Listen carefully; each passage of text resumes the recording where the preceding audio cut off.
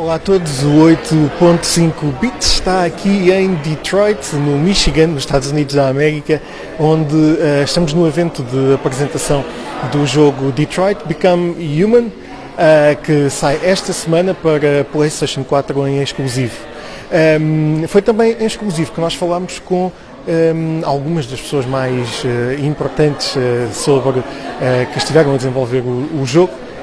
Obviamente o criador não seria de excluir, e tivemos a conversa com David Cage, ele que criou, por exemplo, Heavy Rain ou Beyond Two Souls, jogos que de certeza conheces, e que agora vem para uma aventura sobre os androids e sobre nova tecnologia e inteligência artificial em Detroit Become Human. Vejam aqui a entrevista. Well, Detroit Become Human is a story-driven experience. It's like a neo-noir thriller set in the near future, like 20 years from now. And in this world there are androids that look, speak, move exactly the way we do. So in this experience the player is going to control 3 androids, because we only control androids, no humans. We will start to develop this sense of consciousness and develop emotions, and they will start to feel, feelings and want freedom. So what is very unique about Detroit is the fact that it's the player himself, through his actions, who makes the decisions and tells the story through his choices. Well, the development of Detroit was much more complex than anything we have done before. It's a brand new engine. It's new technologies everywhere pretty much, but also it's also a game that we wanted to be the most branching narrative we've ever created.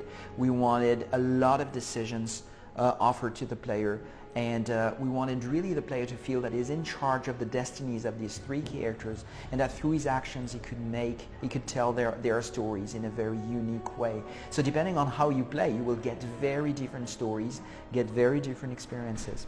It was also for us important to create an experience that would be thought-provoking and meaningful. It is a game about segregation, it's a game about oppression, it's a game about accepting difference. So for all this reason, it's a game that resonates with the world we live in, and that was something very important for us.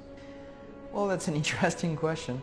I mean, it's video games have been used a lot to create, to evade and to think about something else and to create fun or adrenaline, etc. This type of kind of entertainment.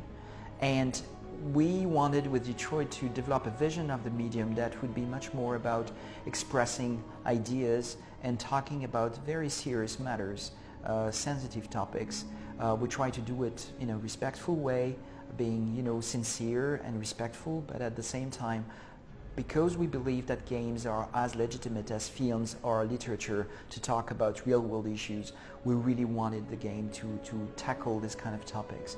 So this is what we test with Detroit. This is the proposal that we make to the gaming community, and we really hope that people will respond to this proposal, because we believe very strongly that this is an interesting way to develop video games in the near future. I think that games and films are very different experiences. In a film, it's a very passive experience. I mean, when you go watch a film, the film is shot, there is no way you can change it.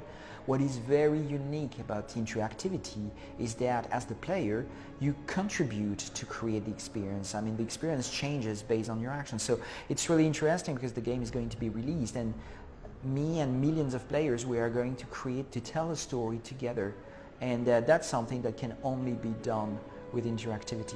But at the same time, I also believe that we enter an era where more and more people will want to be active and will want to be a part of the story. They will want to be in the film, be a part of the film, or be in the shoes of the main characters.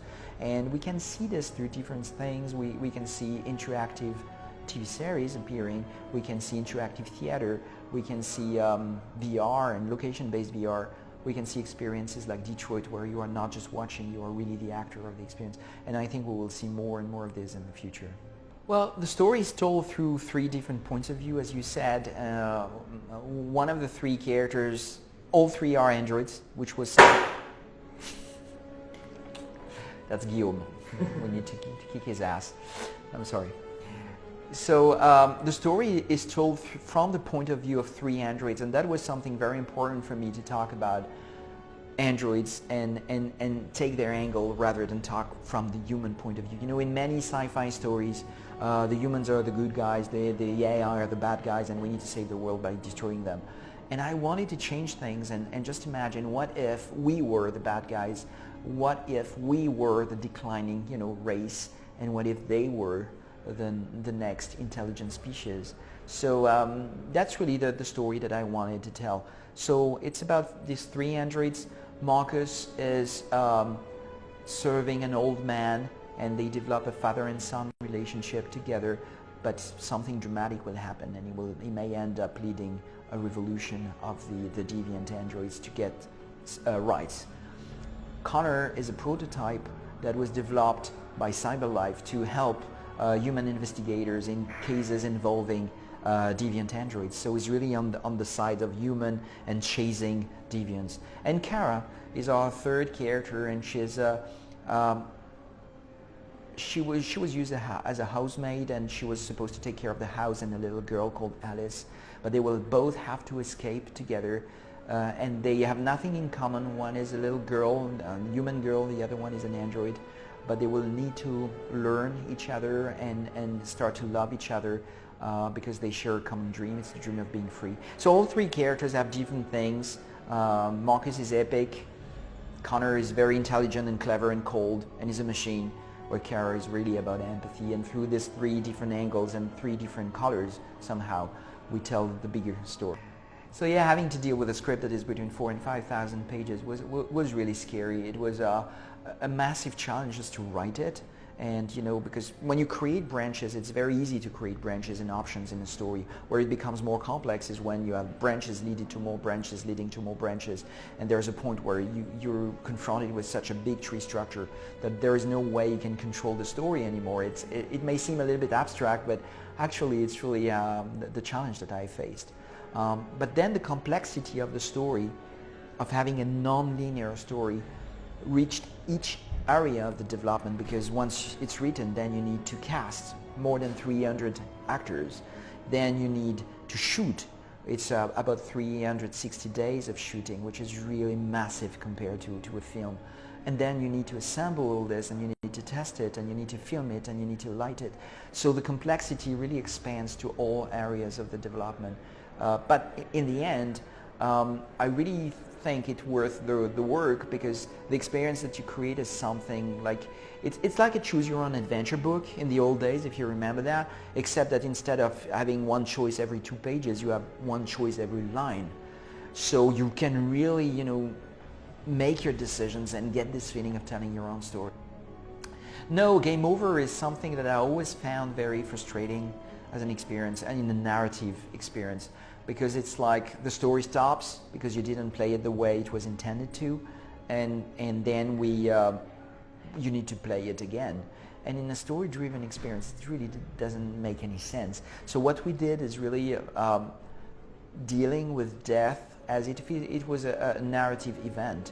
It's in the course of the story. Something bad happened, your character died, but you know what, we have 3 characters. So if one died, you continue with the 2 others. If 2 dies, you still have 1 alive. If you lose all 3, then you will have a sense of closure, and this is the end of your experience. But we really wanted to give a narrative consequence to death instead of just having a game over screen.